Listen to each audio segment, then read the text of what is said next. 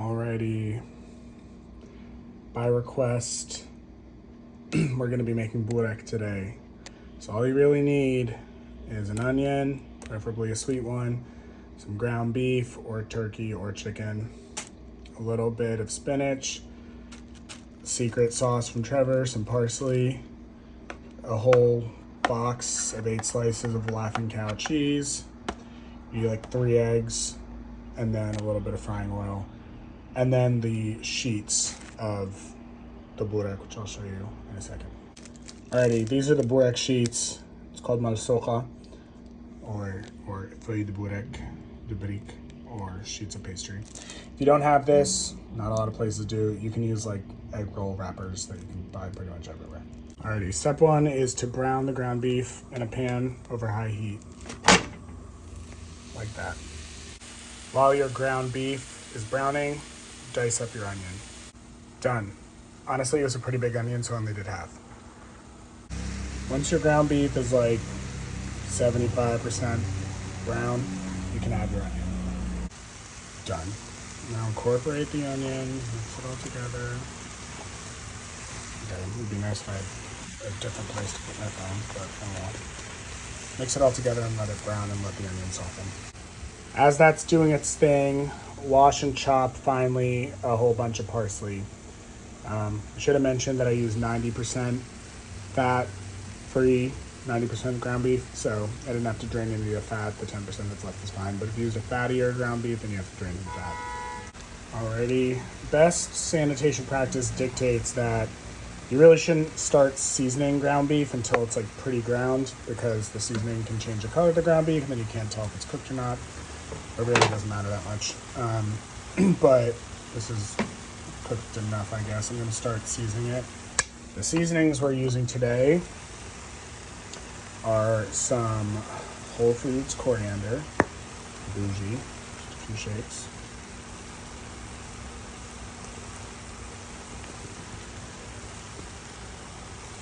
Alrighty.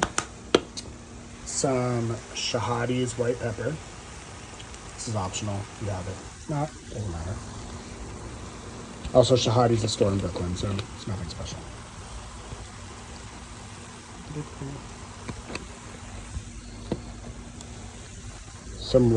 Some onion powder.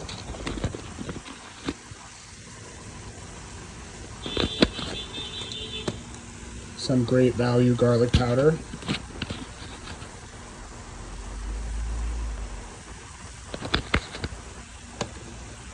Some cumin from ShopRite.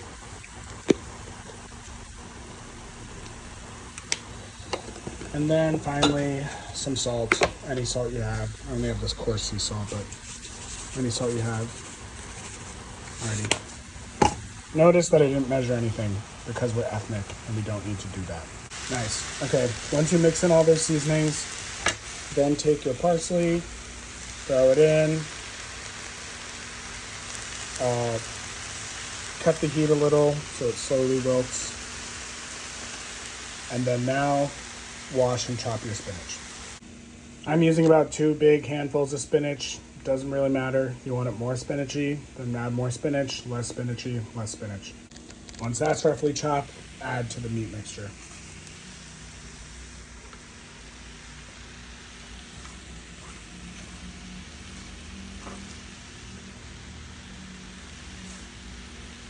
And mix together, obviously. Right, once the spinach is all wilted or wilted enough or whatever, you're gonna add 2 to 3 eggs, I guess mixed into this. You can either mix them in a bowl separately and then add them, or you can just crack them in and then mix them. I got these really small bougie eggs, so I'm gonna add 3, but you can, again, it's up to you. You just want it, basically you want the mixture to look kind of clumpy afterwards. I'll show you what it looks like. This is what you want the mixture to kind of look like as the eggs are mixed in and cooking through. Give that, like a minute on the heat for the egg mixture to cook through, and then turn off the heat and let it cool down. Right, so I know I said you can let it cool down, but I'm kind of in a hurry, and also this frying pan is a little too small. So I'm just gonna move the meat mixture to a bowl, like that. Right, so once the meat mixture is in a bowl and a little bit cool, you're gonna add Laughing Cow cheese. Again, depends on how cheesy you want these, but the night of the iftar, I pretty much added a whole packet to this much meat. So that's what I'm gonna do. You wanna let it cool down a little bit more. It shouldn't be steaming when you add these in because you don't really want it to like melt, like make the cheese melty. The cheese is really meant, again, to clump together the inside. And then once you do that, let it cool fully. This is what it should look like once you mix in all the cheese. It's like kind of clumped together, but you can tell it's a little cheesy. Honestly, if I had a little bit more Laughing Cow cheese, I would add it in. And I guess you can add other kind of cheeses, but I'm a little bit of a purist. The day of the iftar, we almost bought goat cheese to add in, but thank God we didn't have to do that. Alrighty, now let this shit cool to room temperature. Okay, it's finally at room temperature. Next you're gonna do is you're gonna assemble the Bourek. I don't really know how I'm gonna do this with just one hand, so I guess I'm gonna have to take multiple mini clips. Basically, you're gonna get one sheet of this pastry. You're gonna put the stuffing vaguely in the middle. You're gonna roll it up, and then you're gonna seal it with an egg wash, and you can put it to the side. Alrighty, step one, lay it out. Add some of the Bourek mix to the middle. Maybe like 3 tablespoons full. I don't really know. Okay. And then you're gonna roll it. Essentially, you're gonna lift this over. I definitely can't do this with one hand, but you're gonna lift it over and pull it back. So give me a second. So once you lift it and pulled, it should vaguely look like that. Next, you're gonna take the 2 edges and fold them in. So that side too. And then you're gonna roll it to the end. So give me a sec. Like such, and you keep on rolling. And you wanna roll them as tight as you can. The tighter they are, the crispier they're gonna be and the more filled they'll taste. When you get to the very end, you're gonna take your egg wash brush.